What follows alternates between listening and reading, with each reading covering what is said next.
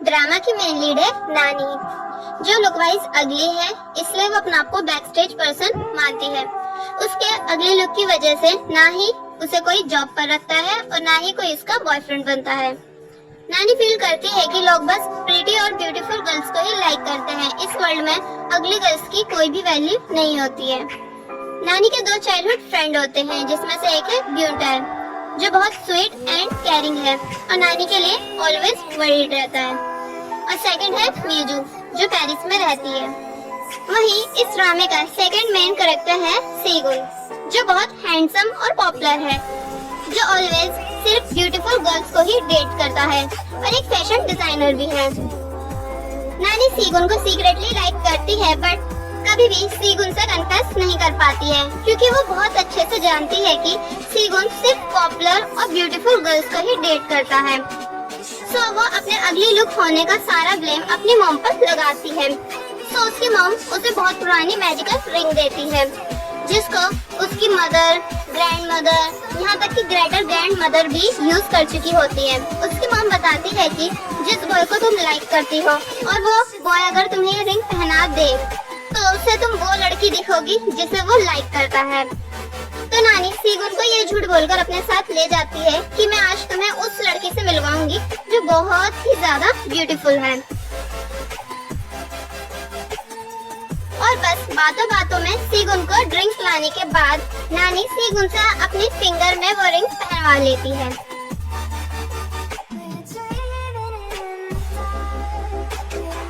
Next day जब नानी college जाती है तो सीगुन शॉक हो जाता है, बिकॉज उसे नानी की जगह वो लड़की दिखती है जिससे वो 6 मंथ्स पहले पेरिस में मिला था।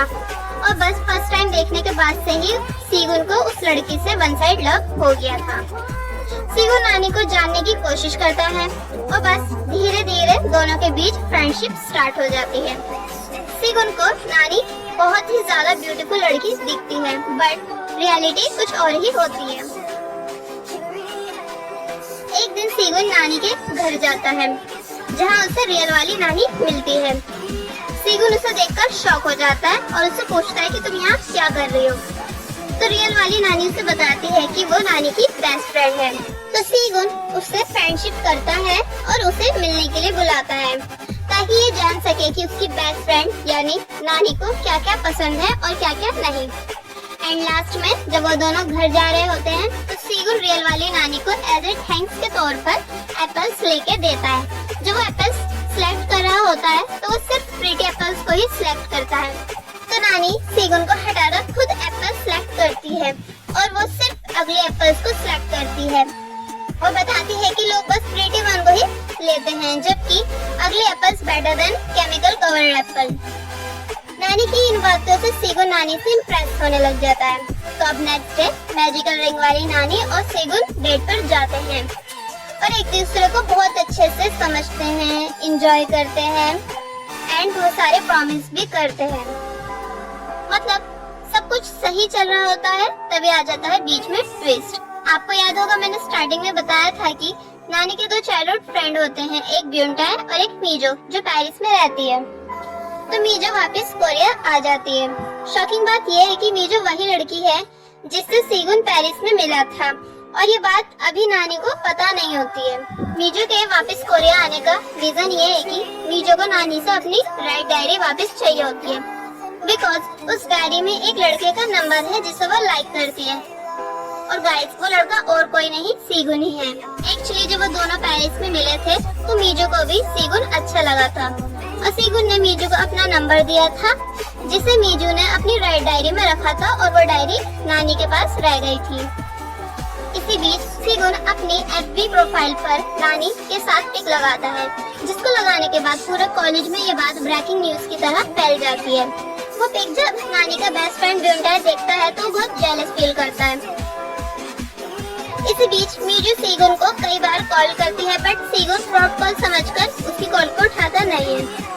नानी सीगुन से अपनी पेंटिंग बनाने के लिए कहती है, ताकि जान सके कि सीगुन जिस लड़की को देखता है, इमेजिन करता है, वो कौन है और कैसी दिखती है। एंड देन वो शॉक हो जाती है बिकॉज सीगुन नानी की फ्रेंड मीजो की पेंटिंग बनाता है। फिर बस वो पूरी कोशिश करती है कि मीजू सीगुन के सामने कभी भी ना आ पाए। बट काफी सोचने और डिप्रेस होने के बाद वो सीगुन को सब सच बताने का डिसाइड करती है। बट बातों बातों में दोनों सडनली पुल में गिर जाते हैं और नानी की रिंग उस पुल में कहीं खो जाती है, तो वो जल्दी से भागकर एक रूम में छुप जाती है।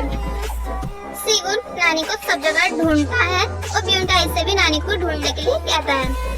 फिर वो दोनों मिलकर नानी को हर जगह ढूंढते हैं, जिसमें से ब्यूनटाई को नानी मिल जाती है। ब्यूनटाई बहुत गुस्सा करता है कि सब चल क्या रहा है, तो नानी ब्यूनटाई से रिक्वेस्ट करती है कि तुम प्लीज पहले सीगुन से ये बोल दो कि मैं घर चली गई हूँ, फिर मैं तुम्हें सब कुछ सच सच बता दूंगी।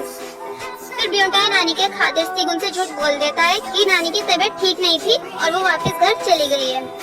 फिर नानी अपने फ्रेंड ब्यूनटाई को उस मैजिकल रिंग की सारी कहानी बताती है और ब्यूनटाई से रिक्वेस्ट करती है कि तुम प्लीज पुल में से रिंग ढूंढने में मेरी हेल्प कर दो, ताकि फिर मैं सारी सच्चाई सीगुन को क्लियरली बता सकूं।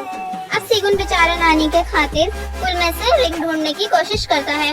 इसी बीच सीगुन घर जा ही रहा होता है कि उसे रास्ते में मीजू दिखती है, जिसे वो नानी समझकर उसका पीछा करने लग जाता है। एंड देन मीजू सीगुन को देखकर खुश हो जाती है कि फाइनली हम मिल ही गए। बट सीगुन मीजू को नानी समझकर उसको चिल्लाता है कि ये सब क्या चल रहा है, तुम तो घर चली गई थी। इतने में वहाँ रियल वाली नानी आ जाती है और बस तीनों ही एक दूसरे को देखकर शॉक हो जाते हैं। आई होप फर्स्ट पार्ट आप सभी को पसंद आया होगा। सेकंड पार्ट में आपको full of hard working love triangle देखने के लिए मिलेगा। तो अगर आप हमारे चैनल पर नए हैं तो प्लीज आप हमारे चैनल को सब्सक्राइब कर दीजिए and don't forget to bell icon.